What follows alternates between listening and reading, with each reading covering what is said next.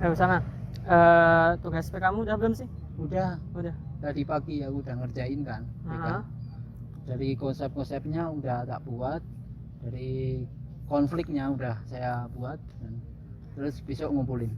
Nah, pengerjaannya itu lu tulis tangan atau diketik tuh? Atau lewat laptop gitu?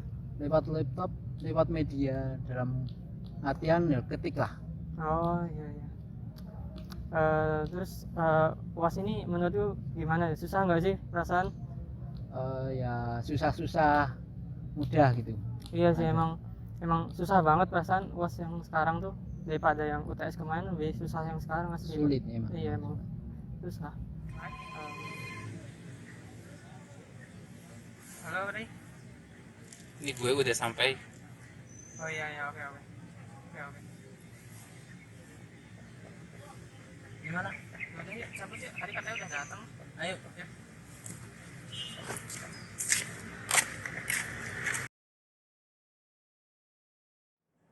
Assalamualaikum warahmatullahi wabarakatuh. Waalaikumsalam warahmatullahi wabarakatuh. Kami dari kelompok 3 akan menjelaskan keterkaitan antara video yang kami buat dengan materi yang ada di mata kuliah pengantar ilmu komunikasi. Untuk pertama kami akan perkenalkan diri kami semua. Nama saya Arif Rizal dan teman saya Dimas Adi Saputra. Saya Sadiandra Wibowo. Saya Usama Sraful Firmansyah. Untuk materi pertama akan disampaikan oleh Usama, kedua oleh Septian, yang ketiga oleh saya sendiri, dan yang terakhir akan disampaikan oleh Dimas. Halo, Assalamualaikum warahmatullahi wabarakatuh. Perkenalkan, nama saya Usama Sraful Firmansyah. Saya akan menerangkan tentang materi verbal. Dalam video tersebut, keduanya memiliki interaksi menggunakan bahasa yang merupakan bagian dari komunikasi verbal. Dalam komunikasi verbal, bahasa memiliki fungsi sebagai alat untuk berinteraksi yang bertujuan untuk menekankan gagasan dan emosi yang dapat menimbulkan sebuah simpati dan pengertian serta kebingungan menurut Larry L. Parker dalam Mulyana 2002. Transmisi informasi, penamaan atau labeling untuk mengidentifikasi objek atau tindakan orang yang menyebutkan namanya, sehingga orang tersebut akan dirujuk dalam komunikasi. Dalam video tersebut memperlihatkan keterbatasan bahasa dalam bagian kata-kata susah-susah gampang. Nah, ini terjadi di mana kata-kata tersebut tidak memiliki penandaan makna ataupun tidak adanya aturan yang mutlak secara bahasa. Dalam komunikasi tersebut, si Septian sama Usama itu melakukan komunikasi verbal. Nah, yang sangat dituju komunikasi verbal tersebut yaitu Usama. Dia menggunakan kata-kata susah atau gampang. Nah, kata-kata tersebut membuat sebuah makna yang implisit atau basa-basi, sehingga saat ditanya ujian tersebut, si Usama cuma berbicara tidak tahu mudah atau gampangnya. Halo, perkenalkan, nama saya Setian Triwibowo. Di sini saya akan menyampaikan materi dari video yang dibuat oleh kelompok saya, yaitu materi tentang nonverbal. Nah, komunikasi nonverbal yang ada di dalam video ini yaitu gerakan kepala. Gerakan ini terjadi saat si Usama menjelaskan sesuatu kepada Septian, yang anggukan kepala itu memiliki makna yang setara dengan makna verbalnya, yang berarti si Septian itu di sini tuh paham apa yang disampaikan oleh Usama. Lalu yang kedua, dalam video ini itu ada komunikasi tatap mata atau tatapan mata, yang dimana tatapan mata itu memiliki arti sebagai isyarat menerima. Selanjutnya ya, nah, di video ini Usama mengenakan sarung.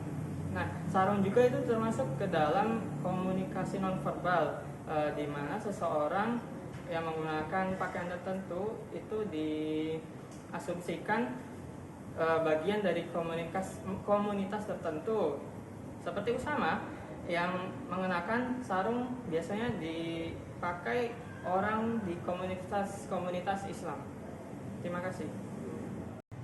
Kenalkan, nama saya Arif Ardijal. Saya akan menjelaskan materi yang ketiga, yaitu mengenai persepsi. Persepsi adalah proses internal dalam diri kita untuk memilih, menafsirkan, serta mengorganisasikan suatu objek di lingkungan sekitar kita yang akan mempengaruhi perilaku kita. Dalam persepsi meliputi tiga aspek, yaitu penginderaan, atensi, serta yang terakhir adalah interpretasi. Persepsi dibedakan menjadi dua, yaitu persepsi fisik dan persepsi sosial. Dalam video kami tersebut merupakan bagian dari persepsi sosial, yaitu bagaimana proses internal seseorang dalam menangkap arti-arti dari objek sosial di sekitarnya dan kejadian di lingkungan sekitarnya. Hal ini dapat dilihat dari bagaimana interaksi antara Septian dan Usama yang menceritakan bagaimana pengalamannya dalam mengerjakan ujian akhir semester, serta bagaimana pengalaman Usama dalam menyelesaikan tugas pengembangan kepribadian atau PK. Selain itu, poin yang sama dengan yang relevan dengan teori dari persepsi sosial, yaitu adalah proses persepsi bersifat individual dan atau subjektif, yang berarti mewakili kondisi fisikologis serta psikologis dari orang yang mempersepsinya, bukan mewakili objek yang dipersepsinya. Untuk selanjutnya materi selanjutnya akan disampaikan oleh Dimas mengenai model komunikasi. Perkenalkan, nama saya Dimas Saputra akan menjelaskan tentang model komunikasi dalam video tersebut. Model komunikasi dalam video tersebut adalah model komunikasi Wesley dan McLean, di mana Septian sebagai komunikator dan Usama sebagai komunikan. Nah, dalam model komunikasi Wesley dan McLean terdapat 5 unsur, yaitu objek orientasi, pesan, sumber, penerima, dan umpan balik. Nah, kali ini saya sudah membawa ilustrasi dari model komunikasi Wesley dan McLean. Di ilustrasi sini terdapat huruf A. A ini adalah Septian sebagai sumber yang menyoroti objek atau peristiwa dalam lingkungannya yang berupa kesulitan mengerjakan UAS dan cara mengerjakan PK. Kemudian Septian tersebut mengirimkan kepada B. B ini adalah Usama. A ini mengirimkan pesan bahwa Septian kesulitan mengerjakan UAS dan bertanya kepada Usama bagaimana cara mengerjakan PK.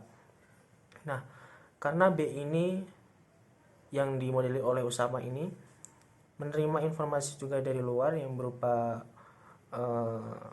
UAS dan cara mengerjakan PK, B tersebut bisa mengirimkan feedback kepada Septian yang dimodeli oleh A ini. Usama mengatakan bahwa UASnya ini gampang-gampang susah dan menjawab pertanyaan Septian bagaimana cara mengerjakan PK. Baik, sekian dari kelompok kami. Terima kasih atas segala kesempatan yang telah diberikan. Wassalamualaikum warahmatullahi wabarakatuh.